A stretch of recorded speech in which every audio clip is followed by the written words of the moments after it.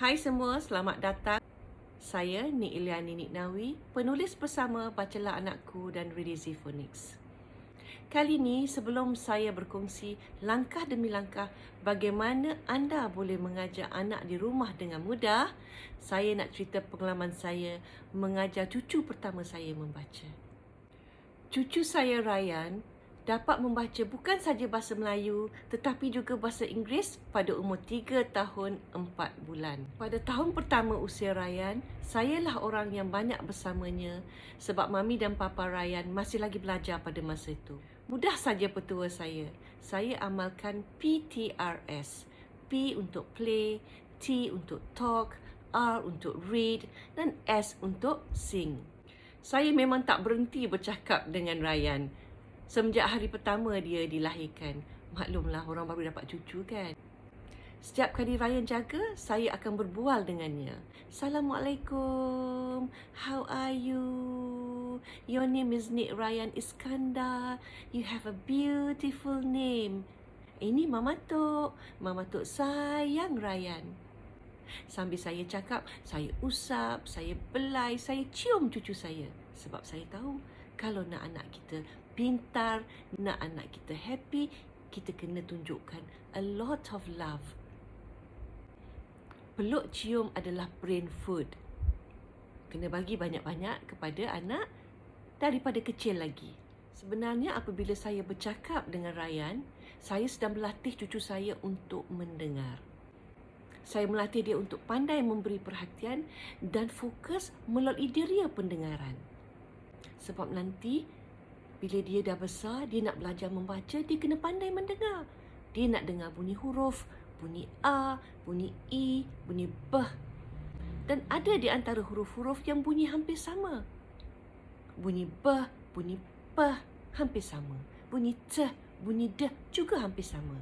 Jadi anak kita kena pandai mendengar. Saya mulakan awal dengan Ryan.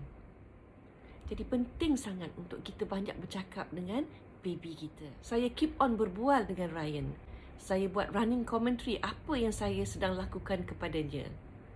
Sebagai contoh, kalau saya nak mandikan dia, saya akan bagi tahu. Ryan, Mama Tok nak mandikan Ryan. Mama Tok nak bersihkan mata Ryan dulu. 1 mata, 2 mata. Masya Allah, you have beautiful eyes. Allah give you 2 eyes. Alhamdulillah. Mudah aja bercakap dengan bayi kecil. Saya menggunakan 2 bahasa dengan Ryan. Saya menggunakan bahasa Melayu dan juga bahasa Inggeris. Dan kalau kita nak anak kita pandai bertutur dan pandai membaca dalam bahasa Inggeris, pastikan kita guna bahasa tersebut pada tahun pertama usia anak kita. Inilah masa terbaik untuk anak kita belajar bahasa kedua. So, jangan terlepas peluang. Apabila kita amal bercakap dengan bayi, kita sebenarnya sedang merangsang perkembangan bahasa dan komunikasi anak kita. Anak yang bagus bahasa pertuturannya, anak yang banyak kosakata akan lebih mudah belajar membaca nanti. Itu yang saya buat dengan cucu saya Ryan. Saya ulang, untuk anak kita mudah membaca awal, kita kena banyak berbual dengan anak kita. Ini yang saya lakukan kepada cucu saya. Dan pada peringkat umur 7-8 bulan yang pertama, saya menggunakan nada suara tinggi rendah apabila saya berbual dengan Ryan. Bayi lebih peka kepada nada suara yang tinggi rendah dan mereka akan lebih mudah mendengar dan lebih mudah fokus. Selain daripada banyak bercakap dengan cucu saya juga amalkan menyanyi kepadanya. Tak apalah suara Mama Tok tak sedap pun, Ryan tak pernah komplain sekali pun. Jadi apabila kita menyanyi, kita juga merangsang perkembangan bahasa anak kita ya. Sambil menyanyi, saya akan dodoi cucu saya. Saya akan dodol ke kiri, ke kanan, ke kiri. Saya akan mendodol ke atas, ke bawah. Dan pergerakan yang saya lakukan ini adalah pergerakan yang akan merangsang vestibular bayi dan akan membantu menenangkan bayi. Bayi yang tenang, bayi yang sihat adalah bayi yang pintar. Mudah nak belajar membaca dan menulis nanti ya. Oleh sebab saya nak cucu saya pandai bercakap dengan bahasa Inggeris, saya juga menyanyikan lagu-lagu bahasa Inggeris. Jadi kita boleh menggunakan 2 bahasa untuk bertutur dan juga untuk menyanyi kepada anak kecil. Cuba ya. Semasa umur Ryan 9 bulan, saya perkenalkan lagu fonik Abu Ada Ayam. Saya ingat lagi pertama kali saya pasang lagu, saya perdengarkan lagu Abu Adayam kepada cucu saya Ryan, dia terangguk-angguk mengikut ridam lagu tersebut. Nangis nangis nangis, nangis nangis nangis. Sekarang sudah ada kajian yang mengatakan anak kecil yang didedahkan kepada muzik atau ridam akan lebih mudah belajar membaca dan menulis nanti. Ridam dalam lagu akan membantu anak-anak lebih peka kepada bunyi-bunyi dalam bahasa pertuturan. Ini yang saya lakukan dengan cucu saya Ryan. Dan yang lebih baik kita nyanyikan lagu Abu Adayam kepada anak kita. Bukannya kita perdengarkan sahaja, lagi menyeronokkan. Saya tak nyanyi lagu ABC ya kepada cucu saya. Saya simpan dulu lagu ABC. Saya hanya nyanyikan dulu lagu fonik Abu Adayam. Dan amalan saya bila saya nyanyi kepada cucu saya akan pasti saya gerakkan badan dia. Masa dia masih baby lagi, saya yang gerakkan badan sambil menyanyi. Ya. Saya gerakkan macam saya exercise dia. Okay? Gerakkan tangan kiri kanan, gerakkan tangan dan kaki bersilang. Ya, supaya fizikalnya sihat. Jadi pergerakan seperti ini sudah dikira sebagai play. Sambil kita menyanyi-nyanyi, sambil kita gerak-gerakkan baby, itu dikira sebagai play. Sambil kita dodoi anak ke kiri, ke kanan, ke atas, ke bawah, itu pun dikira sebagai play semasa bayi kita kecil. Ini yang saya lakukan dengan cucu saya. Dan saya suka sangat buat tummy time dengan cucu saya.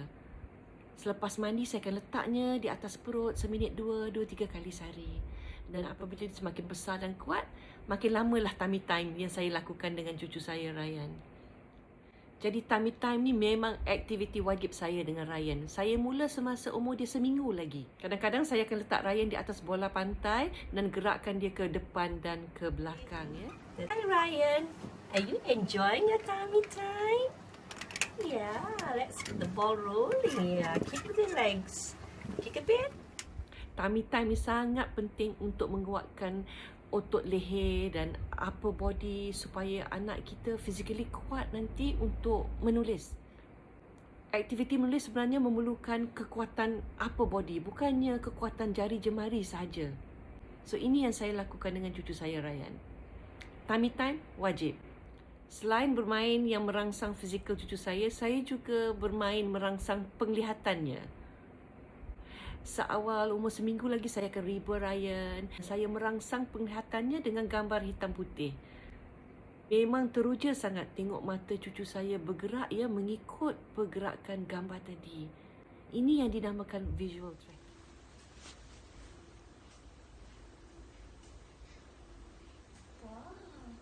This is a ball. Yes, move your eyes. Where's the ball? Good job. Good job.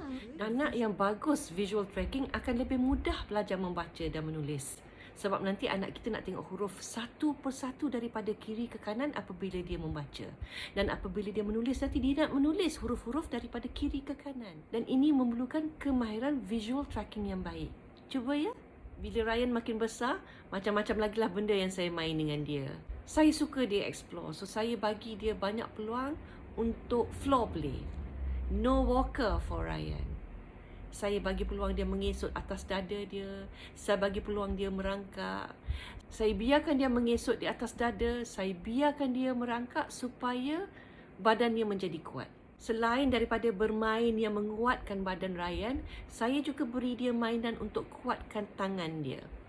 Jari jemarinya. Saya beri dia sentuh, pegang, genggam, ramas, macam-macam benda. Sekaligus dapat sensory play bersama dengan kemahiran motor halus. Mainan yang merangsang kemahiran motor halus akan melembutkan jari jemarinya dan akan lebih mudahlah nanti apabila dia belajar menulis. Nanti kan nak pegang pensel, nak guna pegangan tripod, jadi jari jemari anak kita kena lembut. Dan kita kena mula daripada awal. Inilah yang saya lakukan dengan cucu saya. Dan jangan lupa sambil kita bermain, mulut tu jangan berhenti bercakap dengan anak kita. Bina bahasa, bina komunikasi. Dan saya menggunakan dua bahasa dengan cucu saya, bahasa Melayu dan bahasa Inggeris. Sebab saya nak cucu saya pandai membaca, pandai bertutur dalam bahasa Melayu dan juga bahasa Inggeris. Satu lagi amalan yang saya lakukan dengan cucu saya adalah read aloud.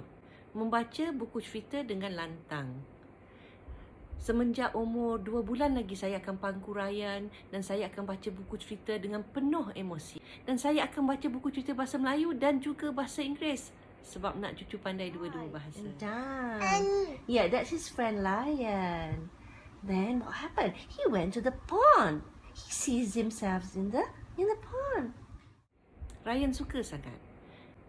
Inilah yang saya buat semasa tahun pertama usia Ryan. Saya tak ajar dia ABC, saya tak ajar dia lagu ABC, saya tak ajar dia hafal huruf. Saya lakukan PTRS. Play, talk, read aloud dan sing. Bermula umur Ryan setahun, saya memupuk kesedaran fonik secara tak langsung. Sambil dia bermain. Saya perkenalkan bunyi sahaja dahulu. Sebagai contohnya, kalau dia sedang bermain bola, saya akan sebut bola. Bola. Dan saya tidak akan paksa dia mengulangi apa yang saya sebut. Dan kalau dia sedang bermain train, saya akan sebut train. Train.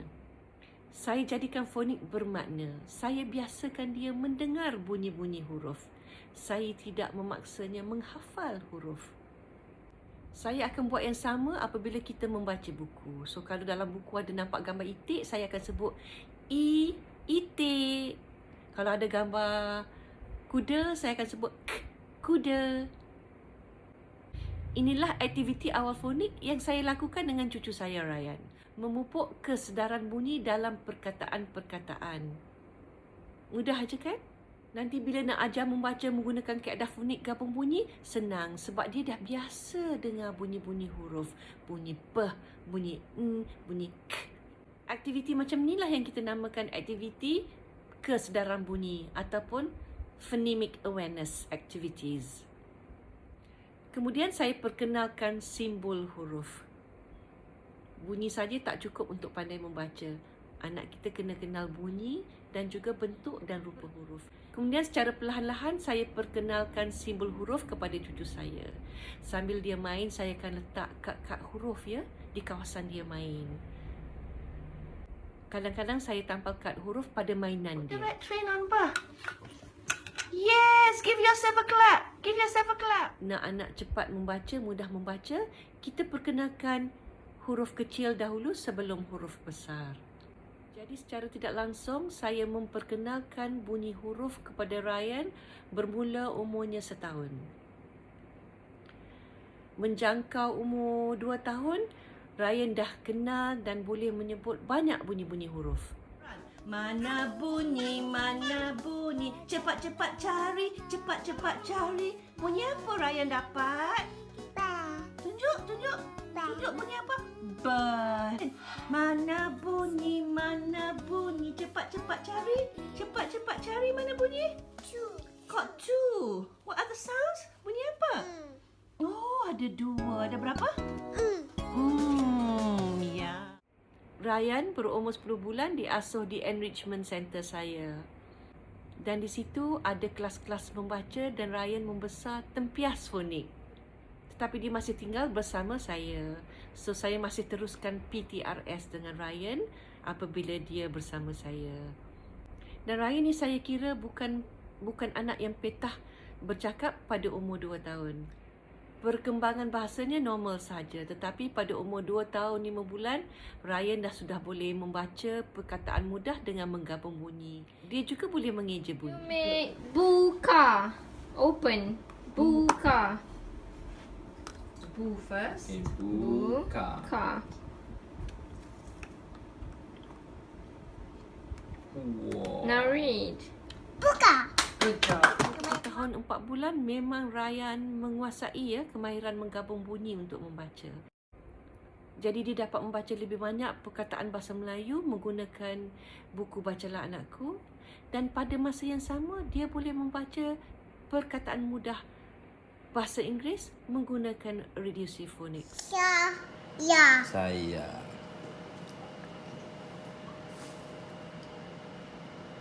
Suka. Suka.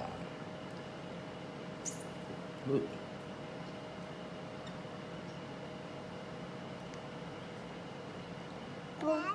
Look again. Dad Yeah, you're right. has a bad cat. Yeah, Dad had a bad cat. Dad has Had. had a bad cat. Sekarang Ryan sudah berumur 5 tahun setengah dan dia sudah pandai membaca dan menulis dengan baik dalam bahasa Melayu dan juga bahasa Inggeris. Papa suka taman. Papa suka tanam sayur. Papa tanam sayur. Bayam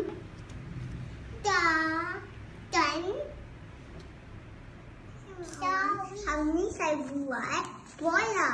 Hari ni hari Khamis dengan ini bola saya.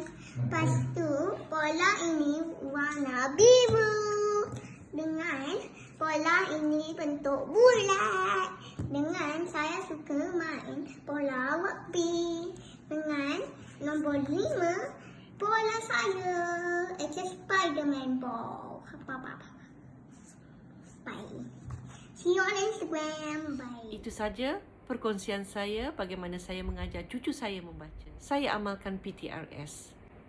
Play, talk, read aloud dan sing. Mudah-mudahan anda dapat menggunakan amalan yang sama dengan anak-anak. Pastikan semua aktiviti yang anda lakukan secara santai sambil bermain dan dalam suasana yang penuh kasih sayang. All the best. See you. Bye.